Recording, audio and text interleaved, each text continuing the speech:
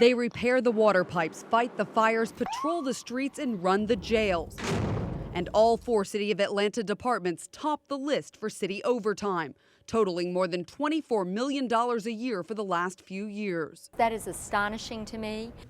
Our investigation shows nearly 500 city employees with more than a 50% increase in regular pay due to overtime. Others even doubled their regular pay. Where did you get this information?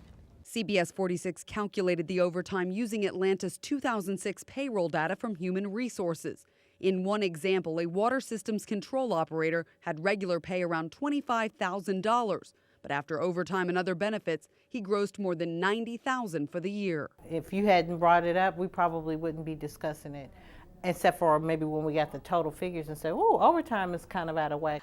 Out of whack is of great concern to an awful lot of council people. The 2 councilwomen say more than $24 million in overtime is as much of a surprise to them as the recent $70 million city deficit. Certainly I will investigate it. The mayor's office spokesperson claimed it was impossible to verify our information, but the chief financial officer was willing to talk about the average overtime totals, again over $24 million. Overtime is, in some instances, a better expenditure of the taxpayer's dollar than is hiring another employee. Attorney Fritz Smith counsels employers on overtime issues and says the Fair Labor Standards Act was intended in part to boost the economy with jobs, not to encourage excessive overtime. One of the purposes of the statute was to also encourage employers to hire more employees.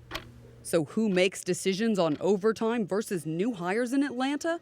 For now, overtime is managed department by department, and neither the CFO nor the city council sees the OT breakdowns. Shouldn't the council see the overtime?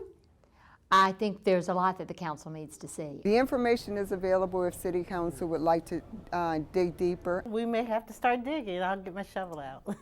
So who's earning the overtime? CBS 46 has a top 10 list for overtime on our website. You can take a closer look at the City of Atlanta's payroll. Just log on to CBS46.com. I'm Kim Fettig, CBS 46 Investigates.